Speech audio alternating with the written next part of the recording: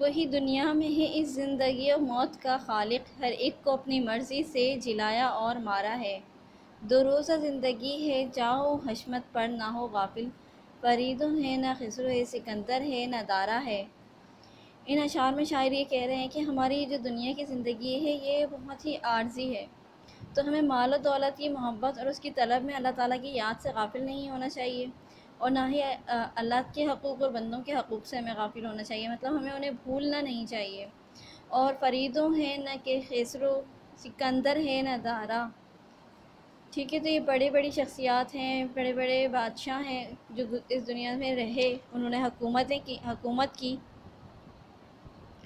और उनका हुक्म चलता था, और बहुत लोग जो हैं उनके फरमाबरदारी करते थे। दुनिया पर उनकी हुकूमत थी, बहुत ही मशहूर शख्सियात थी, मगर आज भी वो मगर आज उनका कोई नाम और निशान नहीं है, और वो इस ज़ारे फ़ानी से भी कुछ कर सकते हैं, मतलब इंतकाल हो चुका है उनका। तो हम तो बहुत आम से इंसान हैं, हमारी क्या मजाल है। तो ये बहुत ही आर्ज़ी ज़िंदगी है, तो हमें चाहिए कि हम अल्लाह ताला से की याद से गाफिल ना हों, उसको ना भूलें, हरदम उसे याद रखें। ये जब तक सांस चलती है समझते हो हम ही हम हैं, अजल जब सर पे आ पहुँची तो फिर क्या बस हमारा है। कि जब तक सांस चलती रहती है, मतलब जब तक हम ज़िंदा हैं, तो बस हमें सिर्फ अपनी ही परवाह होती है। समझते हैं कि बस हम ही हम हैं, बस हमें ये भी चाहिए, हमें वो भी मिल जाए, हम ये भी कर लें, वो भी कर लें। हम दुनिया में हैं और अपने आप में ही मगन रहते हैं, मगर जब अजल यानी मौत सर पर आ जाती है, जब इंसान की मौत आने लगती है, तो फिर किसी इंसान का कोई बस नहीं चलता। अजल जब सर पे आ पहुँची तो फिर क्या बस हमारा है, मतलब हमारा कोई बस नहीं चलता, और मौत जब आती है तो वो लेकर ही जाती है। तो अब इन अशार में अब मज़ीद अशार हम पढ़ते हैं और देखते हैं उसमें शायर क्या कह रहे हैं। करो ताअत खुदा की, बस वही माबूद बरहक है, उसी की शान यकता ही जहाँ में आशकारा है।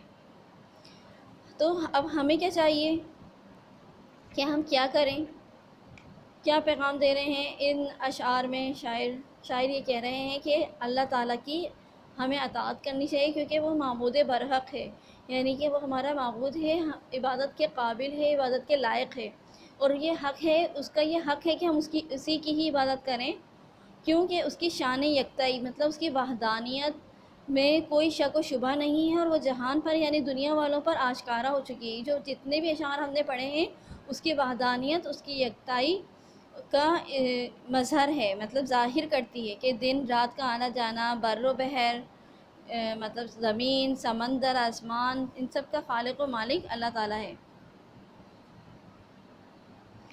रात और दिन का आना जाना, फल बेल बूटे और क्या कहते हैं फसलें, और आसमान से बरसता हुआ पानी, तो ज़मीन और चाँद सूरज का बनाना, ये सब अल्लाह ताला की कुदरत की और उसकी वहदानियत की निशानी है। तो हमें चाहिए कि हम उसके साथ इन तमाम चीज़ों में किसी भी चीज़ में उसका शिर्क ना करें, और उसकी वहदानियत को समझें कि वही हमारा खालिक है, वही हमारा मालिक है। ज़िंदगी और मौत वही देगा हमें, सेहत भी वही देता है, बीमारियां भी वही देता है, और बीमारियों से परेशानियों से निकालने वाला भी वही है। तो जब उसकी वहदानियत ज़ाहिर हो चुकी है, आशकारा हो चुकी है, तो अब हमें चाहिए कि हम अच्छे अमाल करें ताकि हमें बड़े दर्जे मिलें। अगर अमाल अच्छे हैं तो पाओगे बड़े दर्जे, समझ लो इम्तहान इस दार फ़ानी में तुम्हारा है। अगर हमारे अमाल अच्छे होंगे तो हमें इनाम भी अच्छा मिलेगा, जैसी करनी वैसी भरनी है, तो आपने सुना ही होगा। तो अगर हमारे अमाल अच्छे होंगे तो आखिरत में भी दुनिया भी तो हमें इज़्ज़त की ज़िंदगी मिलेगी, और आखिरत में भी हमारे आला दर्जे होंगे।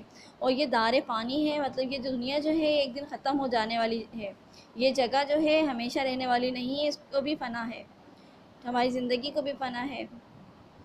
ठीक है, तो ये एक इम्तहान की जगह है, यहाँ पर हमें हमारा इम्तहान के लिए भेजा गया है, हमें यहाँ पर एंजॉयमेंट के लिए, लुत्फ़ उठाने के लिए हर चीज़ का नहीं भेजा गया है कि हम बस इसमें ही लगे रहें, दुनिया की मोहब्बत में ही लगे रहें, और इसी में ही हम अल्लाह ताला को भूल जाएं। बल्कि ये एक इम्तहान की जगह है, कदम कदम पर हमारा इम्तहान होता है, हमारे ईमान का इम्तहान होता है, हमारे सब्र का इम्तहान होता है।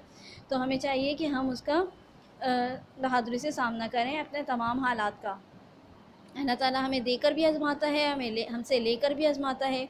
वो हमें बहुत सी नेमतें देकर भी आज़माता है कि क्या हम उसका शुक्र अदा करते हैं, क्या हम लोगों की मदद करते हैं। वो हमसे ये नेमतें वापस लेकर भी आज़माता है कि क्या अब हम सब्र करते हैं, क्या अब हम अल्लाह से लौ लगा रहे हैं या फिर हम जो है वो मातम कर रहे हैं, नोहा कनी कर रहे हैं, या बहुत ही ज़्यादा नाशुक्री कर रहे हैं कि अल्लाह ने हमारे साथ ऐसा क्यों कर दिया, हमारे साथ ही ऐसा क्यों होता है।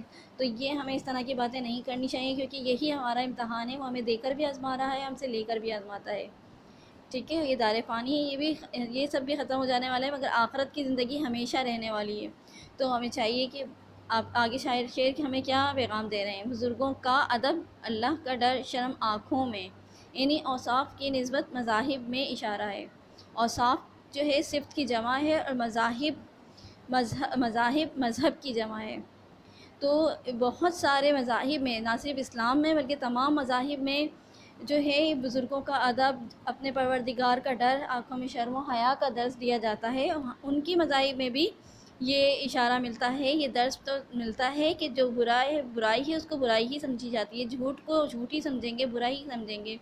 डाका डालना, चोरी करना, बड़ों का अदब ना करना, इखलाक से गिरी हुई हरकतें करना, शर्म व हया ना होना, ये उनके मज़ाहिब में भी बुरा समझा जाता है। हमारे मज़हब में तो ख़ास तौर पर शर्म व हया की, बुज़ुर्गों के अदब की, अल्लाह ताला के डर की, अल्लाह के मोहब्बत के ख़ास तौर पे तरी गई है कि हम एक अवसाफ़ अपने अंदर अपनाएं।